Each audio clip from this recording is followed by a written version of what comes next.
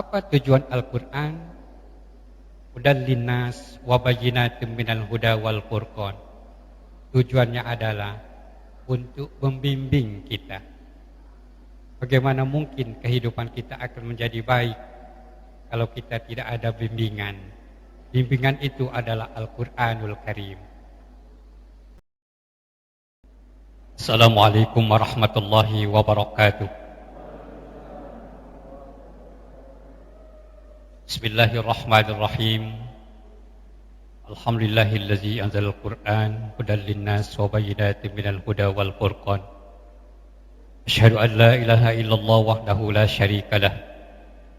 Wa asyhadu anna Muhammadan abduhu wa rasuluhu la nabiyya ba'dah. Allahumma salli wa sallim ala sayyidina Muhammad wa ala alihi wa ashabihi ajma'in wa ba'du. Bapak-bapak, ibu-ibu, para jamaah rahimakumullah. Alhamdulillah hadir dua pengurus Masjid Amal yang kami hormati dan kita banggakan semua. Alhamdulillah beliau sehat walafiat. Semoga dipanjangkan umur dan senantiasa memberikan bimbingan kepada kita semua agar kehidupan kita ini mudah-mudahan dapat bersama dan senantiasa dalam rahmat Allah Subhanahu wa taala. Alhamdulillahirabbil alamin. Kita bersyukur kepada Allah Subhanahu wa taala atas rahmatnya. Di malam ini kita bersama-sama hadir di Masjid Amal ini dalam rangka pelaksanaan sholat isya, tarawih dan witir. Dan sekarang kita memperingati nuzulul Quran. Secara pribadi saya menganggap bahwa acara ini cukup hikmat. Suasananya dingin, tempatnya bagus, mulia, sejuk, nyaman. Dan kita tadi sudah mendengarkan tilawah oleh Ananda Fatullah Shihab sebagai kebanggaan kita semua, samping kebanggaan keluarganya, karena dia bagian dari aset Islam. Mudah-mudahan cita-cita mulianya terkabul oleh Allah Subhanahu wa taala. Amin ya rabbal alamin. Para jamaah sekalian, Al-Quran diturunkan oleh Allah Subhanahu wa taala melalui malaikat Jibril kepada Nabi Muhammad SAW tuntas. Tidak ada yang tertinggal, cukup. Dan Rasulullah SAW juga sudah menerimanya dan mengamalkannya dan disampaikan kepada kita. Apa tujuan Al-Quran? Hudan linnas wa bayyinatin minal huda wal furqan. Tujuannya adalah untuk membimbing kita. Bagaimana mungkin kehidupan kita akan menjadi baik kalau kita tidak ada bimbingan? Bimbingan itu adalah Al-Quranul Karim.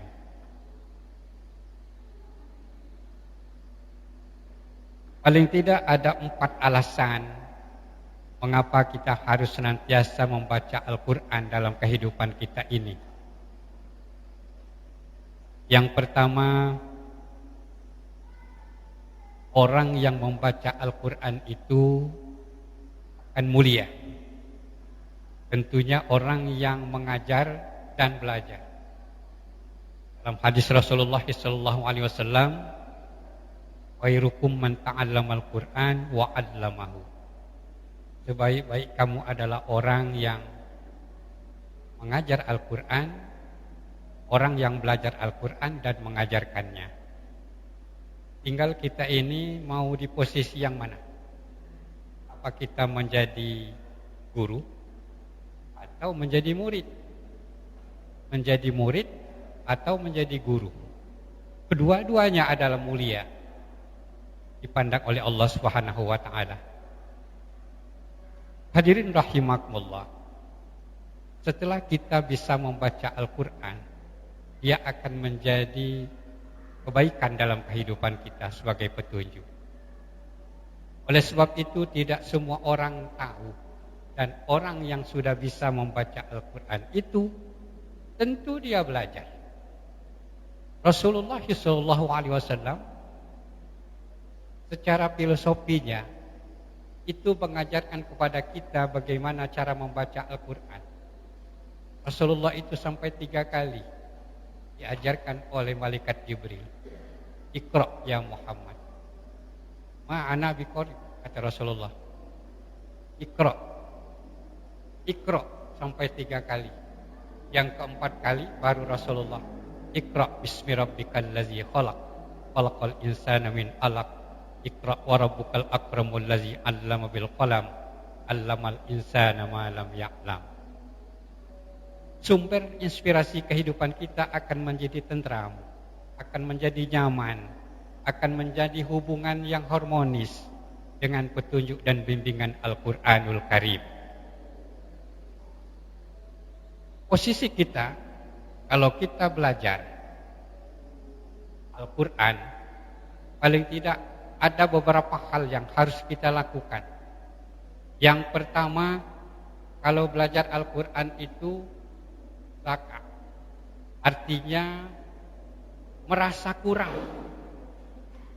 merasa harus tahu, artinya tidak sebatas yang diajarkan oleh guru. Guru mengajar, lalu sampai di rumah diulang-ulang, dipelajari. Nah itu namanya itu orang yang merasa kurang, atau kalau bahasa agak kurang, tomak. Tomak dalam ilmu itu boleh. Kalau kita belajar Al-Quran itu dengan tamak, nah itu akan berhasil. Yang kedua, mencintai guru, sayang dengan guru. Dengan guru itu sayang. Dulu orang itu kalau dia tidak ada kemampuan, dia berbuat baik kepada gurunya. Datang ke rumah guru, lalu mengambil sapu, membersihkan rumah gurunya, membersihkan halamannya. Itu tabarrukan, mencari keberkahan. Lalu sekarang ini, mana murid nyapu ke rumah guru? Kasih loka. Nah, kadang-kadang saya ngolat. Jadi, cara lama itu sangat bagus mendidik kita bagaimana cara belajar yang baik. Sayang, menghormati guru. Lalu yang berikutnya, belajar itu pakai biaya. Kalau dulu belajar ngaji di pedesaan, terutama di tempat kami Mubas Kayu itu, terkenal itu pakai minyak lampu. Ngasih minyak lampu. Kenapa minyak lampu itu? Karena alat penerangnya adalah lampu. Oleh sebab itu untuk kebersamaan minyak lampu. Tapi sebenarnya kita dengan guru itu bukan hanya sebatas minyak lampu. Mengapa? Karena guru waktu dulu makmur, Ustaz. Dulu rezeki waktu dulu masih banyak. Sawah normal berhasil. Kebun-kebunnya berhasil, tanaman-tanaman berhasil, ikan masih banyak dulu. Jadi tidak sulit guru waktu itu, tidak ada kesulitan. Nah, jadi murid itu harus memberikan bantuan kepada guru kalau mau berkah. Hadirin rahimakumullah, beri biaya. Nah sekarang ini tidak lagi pakai minyak lampu, lalu pakai cara lain. Bagaimana supaya belajar Al-Quran itu yang baik? Nah, artinya bagaimana kita membuat situasi kehidupan antara guru itu baik. Hadirin rahimakumullah, setelah kita bisa, tapi guru juga harus punya etika guru santun, menyayangi anak-anak sini dulu. Bagaimana sehingga terbangun hubungan baik antara guru dan murid itu. Hadirin rahimakumullah, itu khairukum man ta'allamal Qur'an wa 'allamahu. Orang yang belajar dan mengajarkan Al-Qur'an, keduanya adalah orang yang mulia. Yang kedua, alasan kita membaca Al-Qur'an itu, Iqra'ul Qur'an fa innahu ya'ti yaumil qiyamah syafi'an di ashabi. Barang siapa yang membaca Al-Qur'an itu di hari kiamat dia akan memberikan syafaat. Syafaat itu artinya perlindungan, bantuan. Kalau kita merasa panas, datang payung Al-Qur'an. Teduh, nyaman, itu Al-Qur'an. Kalau kita lapar, ada bantuan makanan, Al-Qur'an. Kalau kita sulit, ada kemudahan, Al-Qur'an. Pokoknya Al-Qur'an itu kan memberi syafaat dalam kehidupan kita. Hadirin rahimakumullah, Pak, bagaimana kalau aku ini baca Qur'annya belum banyak yang tahu? Baca saja yang bisa. Bismillahirrahmanirrahim. Qul a'udzu birabbin nas, malikin nas, ilahin nas, min syarril waswasil khannas, alladzi yuwaswisu fi sudurin nas, minal jinnati wan nas. Itu sudah Al-Qur'an. Lalu ada ulama yang membiasakan setelah dia sholat 5 waktu, dia membaca surat Al-Ikhlas 10 kali. Al-Ikhlas, qul huwallahu ahad, Allahus samad, lam yalid wa lam yulad wa lam yakul lahu kufuwan ahad. Karena dia akan memberikan syafaat dalam kehidupan kita, terutama di hari kiamat nanti. Hadirin, kita lanjutkan alasan yang ketiga, orang yang membaca Al-Qur'an itu akan mendapat derajat yang tinggi. Innallaha yarfa'u bihadzal Qur'an aqwam. Barang siapa yang membaca Al-Qur'an, Allah akan mengangkat derajatnya. Tadi mendengarkan begitu nyaman, begitu sejuk, begitu indahnya. Mendapatullah ini membaca Al-Qur'an. Nah, dia baca ini, belajar. Waktu dulu di masjid yang lama, yang belum direnovasi, dia masih kecil. Masih kecil, 2 beradik waktu dulu. Terus sudah itu dia ini sekolah, agak jarang ketemu. Ternyata dia di pondok. Alhamdulillah hasilnya begini. Oleh sebab itu bapak dan ibu-ibu, kalau ada cucunya sangat bagus untuk dimasukkan ke pondok pesantren supaya dia tertib cara belajarnya. Pesantren yang tempat Fatullah ini pesantren Qudratullah. Hadirin rahimakumullah. Jadi kita tinggal membantu biaya. Proses yang lain itu di pesantren. Dan ini dengan izin Allah, alhamdulillah, Ananda ini berhasil. Mudah-mudahan sebagai motivasi bagi anak-anak dan cucu kita ke depan. Hadirin rahimakumullah. Lalu kalau kita membaca Al-Qur'an itu, Allah melindungi kita. Inna nahnu nazzalna dzikra wa inna lahu lahafizun. Allah melindungi Al-Qur'an karena kita melanturkan Al-Qur'an, berikut kita menjadi terlindungi dari mara bahaya.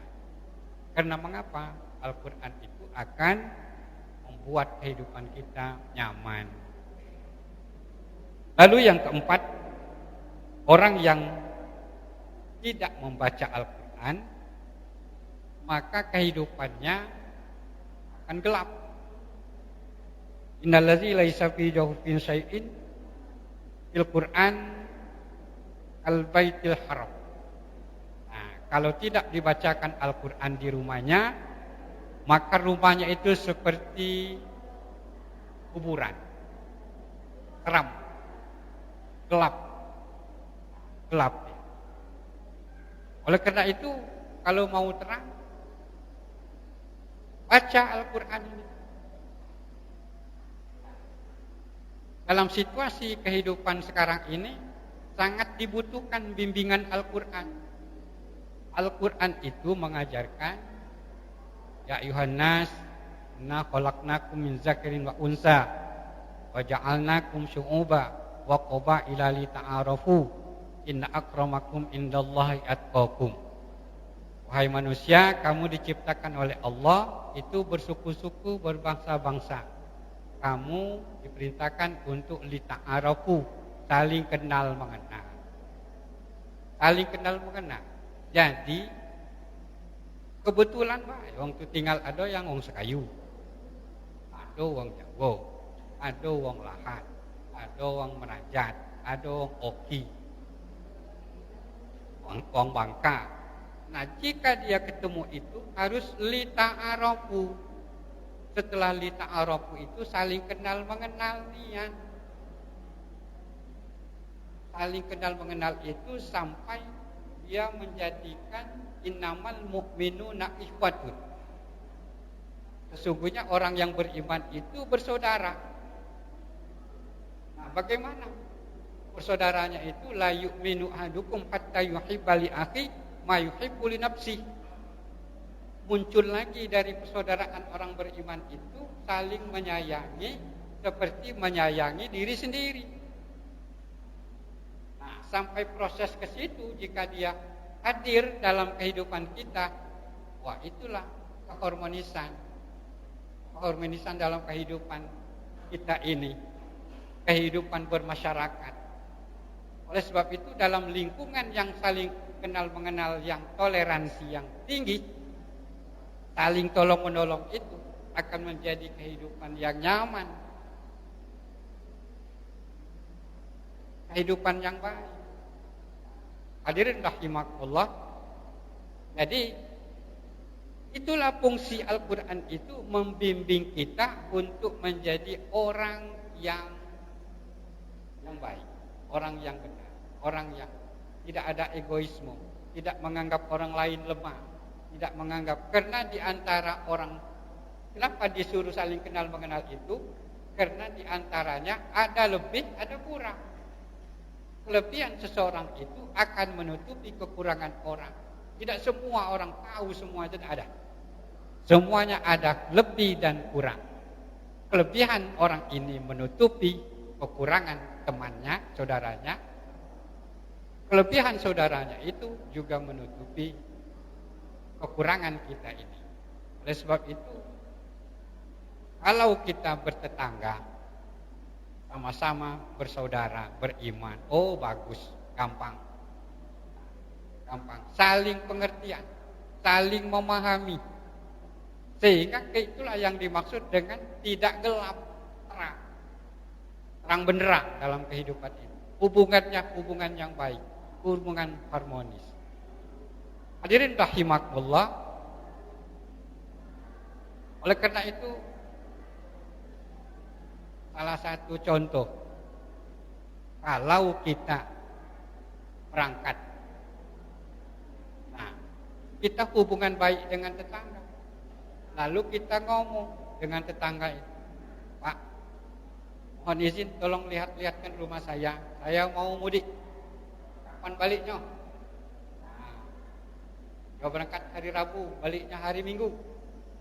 Jadi kan orang kan tahu, mengawasi siapa yang datang ke rumah itu. Jika ada orang datang itu, Assalamualaikum, kita pacak muncul. Ada apa dek? Tak ketemu bapak ini. Oh dia mudik. Akan tahu. Tapi kalau tidak memberikan apa, tidak izin, tak akan yuk tahu. Tak tahu. Pak, mana bapak ini? Tak tahu. Nah, itu suasana kehidupan bermasyarakat tidak nyaman. Hadirin rahimakumullah. kehidupan kita akan menjadi nyaman, kehidupan akan menjadi baik, kehidupan kita menjadi harmonis, itu dipandu dengan Al-Quran ini. Kita setelah kita bisa membaca Al-Quran, baca terjemahannya, lalu menjadi kita amalkan menurut Al-Quran itu. Oleh karena itu, perlu kita perhatikan Al-Quran itu diturunkan apakah sudah masuk atau diturunkan ke hati kita. Apakah sudah dia turun ke tangan kita, apakah turun dengan lidah kita, apakah turun dengan pemikiran kita. Sehingga jika dia sudah turun, berarti semua aktivitas kita, perkataan sesuai dengan Al-Quran, perbuatan sesuai dengan Al-Quran, tingkah laku sesuai dengan Al-Quran. Disitulah yang muncul kalau dia di tengah-tengah masyarakat menjadi tumpuan kasih sayang orang. Kalau dia jauh, orang merindukan. Kalau dia datang, pertama kasih sayang. Hadirin rahimakumullah, aku tadi sangat setuju MC ini nyebut tausiah. Kalau tausiah Pak Haji tidak panjang, paling 7 menit. Kalau ceramah tadi, terus sampai sahur. Nah, jadi saya sangat setuju disebutkannya tausiah. Tausiah jarang panjang. Tanya Pak Haji ini. Pak Haji, tausiah sebentar. Hadirin rahimakumullah, barangkali ini pesan-pesan dari peringatan Nuzul Quran ini, semoga kita menjadi orang yang senantiasa mencintai Al-Quran dengan belajar dengan baik, membacanya dengan baik, sehingga Al-Quran itu menyelinap dalam jiwa kita masing-masing. Disitulah akan muncul kehidupan masyarakat Qurani. Demikian. Terima kasih banyak atas segala perhatian. Mohon maaf jika ada kekurangan. Kepada Allah kita mohon ampunannya. Kami akhiri. Wallahul muwaffiq ila aqwamit thoriq. Assalamualaikum warahmatullahi wabarakatuh.